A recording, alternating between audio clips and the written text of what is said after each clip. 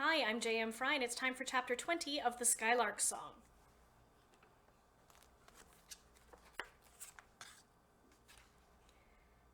Robin hit the ground. The crumbled corners of marble bricks drove up into the palm of the hand she threw out to brace herself, her teeth clacking together hard enough to make light spark behind her eyes. The bag clattered into the crumbled stone beside her, and she didn't spare the few seconds it would take to check that Wings was unharmed. She just hauled herself upright and dove for the trees. More flat, rapid pistol cracks filled the air, and she zigzagged from shadow to shadow, trying to remain a difficult target. When she was far enough ahead that she could no longer hear the dogs, she ducked down into the cover of a natural hollow to rest, ears wide open for any other clues of where she might be. She wrapped herself around Wings to take advantage of the ever-present heat in the metal and gulped at the air. A dry rustling caught her attention, and Robin stilled in the shadows. "I know you are there, my dear," called a voice, and Robin's throat closed up in panic. Instinct told her to hold still, but surprise jerked her upright. His back was to her when she finally caught sight of him, so she used the time it took for him to turn and face her to get her hand on the flat screwdriver in her boot. She set Wings down carefully, quietly, to keep her arms free enough to fight. Oh, gods, she didn't want to have to fight him. "My dear Skylark," the Coyote said when he saw her, and his voice was soft. He could have called the soldiers, could have shouted her position to the world. Instead, he crept forward, cautious as a cat, purring into the night. The moon was at his back, so his face was shrouded in shadow, and as he scanned the forest around them, head swiveling slowly from side to side. She wasn't sure if this was a gift from the gods or a curse. If she saw his face, she would know what he was thinking.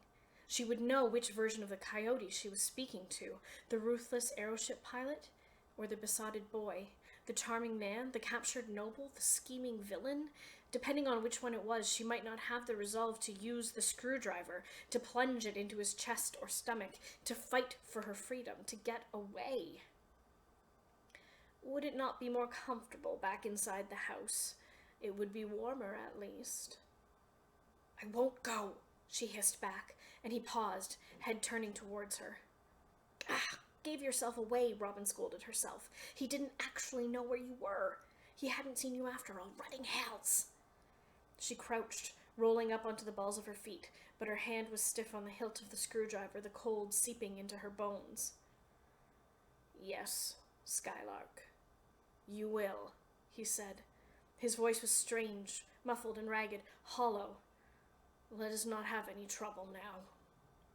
"I'm nothing but trouble," Robin said, and saw that he meant to lunge seconds before he did it. She rolled to the side, straightened to keep him in her sights, and danced away, screwdriver up.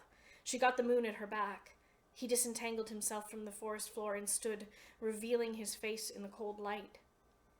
He was wearing his wolf mask again. The fearsome countenance with which he had first faced her glimmered with menace. All warm memories of him dissipated immediately. "Enemy," her brain howled. "Think about it, my dear," the Coyote said, righting himself cautiously, knees bent, ready to spring again if Robin allowed him an opening. "I have a gun and a sword. You have only a knife." "Screwdriver, actually," Robin corrected with an ironic head dip, mocking the manners he had tried to drill into her.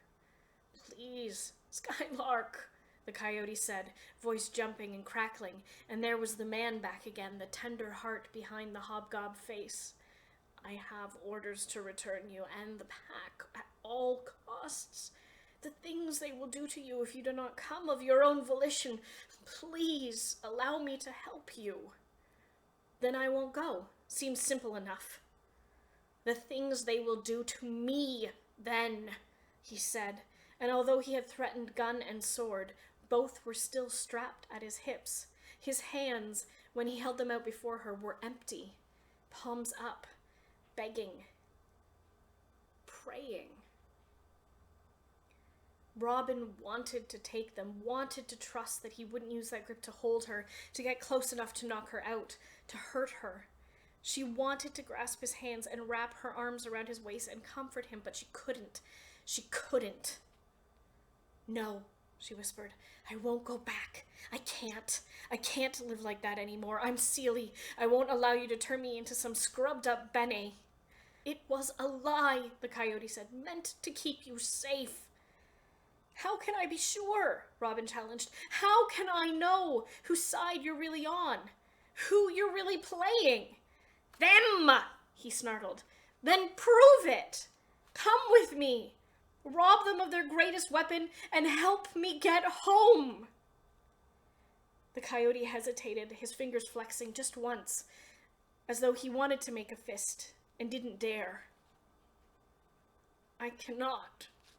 You can. You can. Just, please, please, don't go back there and... Oh, but you are clever, my dear. He took a step forward, clever enough to know that we can try another day. I'm not clever, Robin said with a headshake. Just desperate. Clever enough to work out my clues, he insisted, jerking his chin southward in the direction where she'd been heading. Clever enough to pretend to be repairing the pack while you were actually sabotaging it. Clever enough to string your ruse along for weeks. Robin felt the blood drain from her face. The night suddenly became darker, chill and claustrophobic. You knew. Yes, you are clever, my dear Skylark, the coyote said, his voice low, a sorrowful song in their small, silent patch of the forest. He sounded like a dove.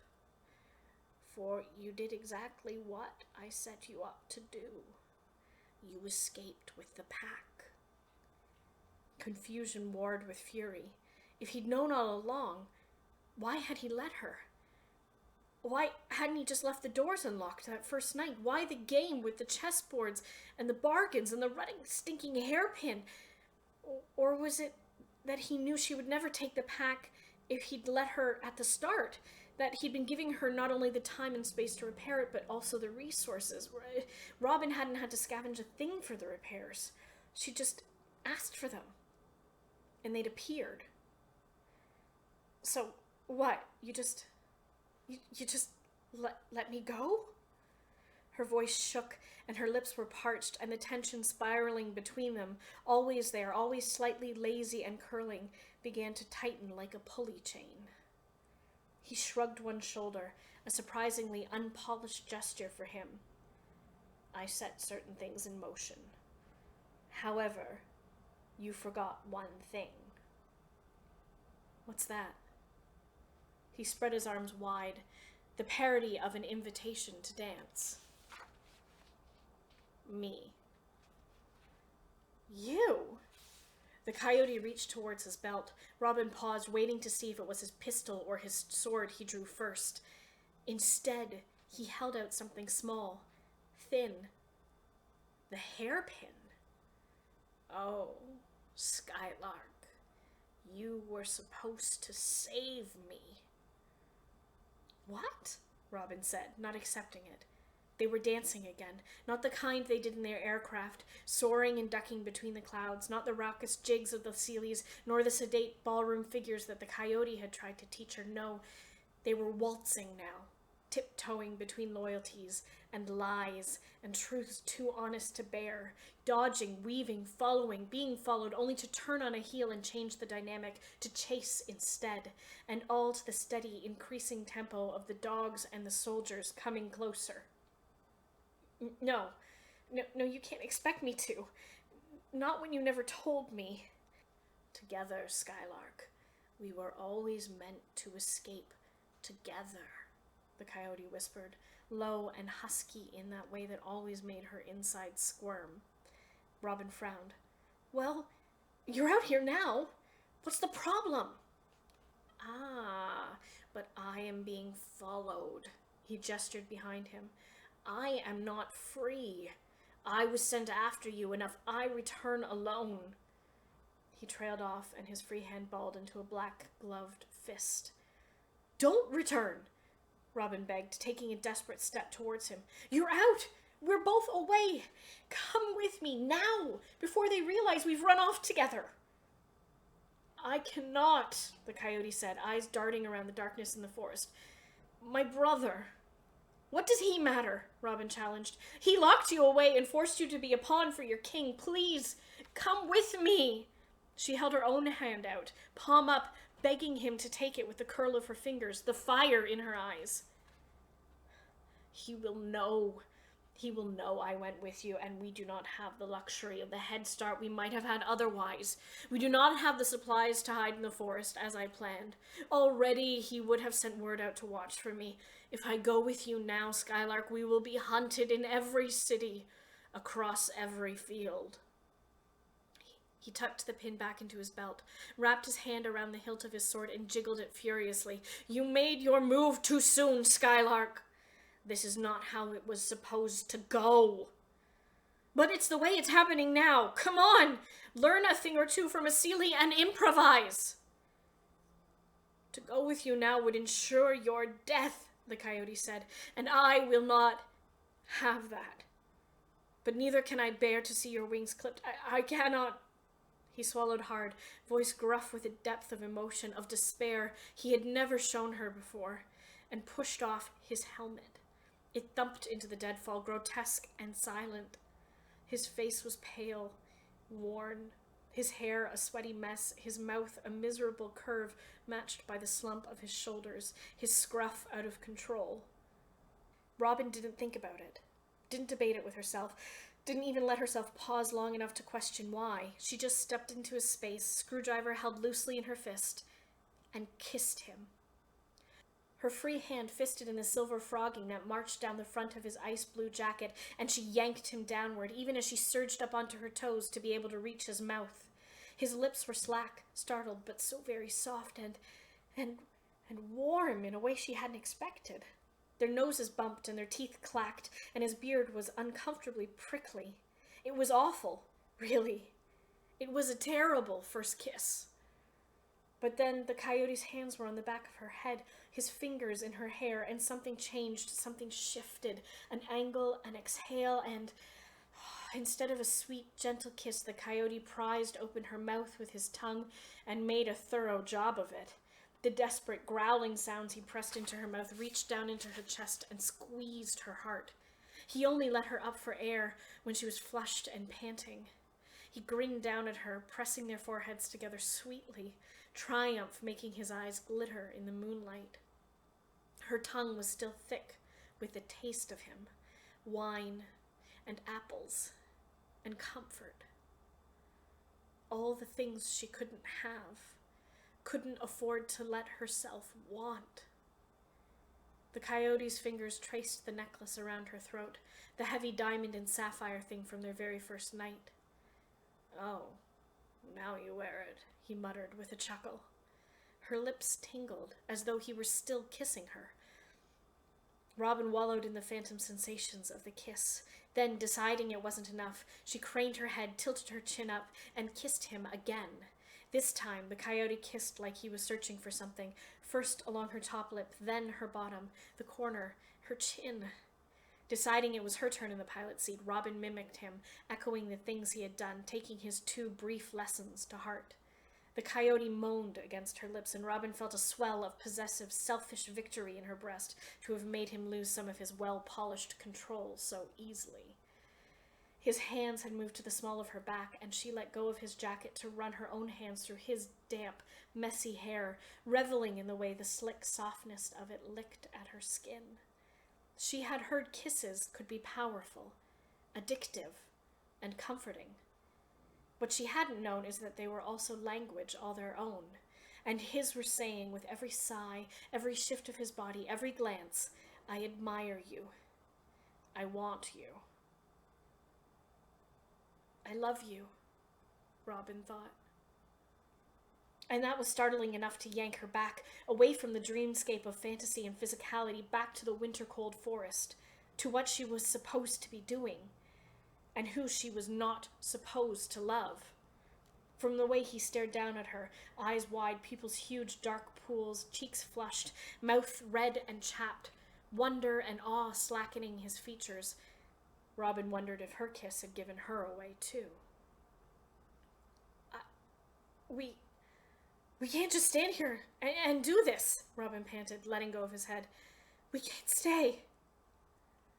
We are from two different sides of a war, the coyote said, mournful and resigned. Something tickled at the back of her head, and she realized he'd slipped the hairpin back into her bun while they were kissing. Possessive bastard. And we both have too much to lose to join the other one. Screw the war, Robin snarled. There's Franken. There's Telenim. There's islands I've only ever seen in maps whose names I don't even know. We could... And would you be content with that? You who values hive and community so much. A Seelie. Could you live apart from them, from your parents, your people, for all your days, with only me? With me? Could you trust me enough for that? Robin hesitated before taking a breath to answer. It was a small hesitation, but for the coyote, it was enough. I see, he said, misery creeping into the gravel of his voice. I cannot give up my people, my family, my culture so easily either, Skylark, especially knowing that there would be no welcome for me in your country. You don't know that, Robin protested. Oh, but I do, he said with a bitter half-nod. I know that very well indeed. And yet...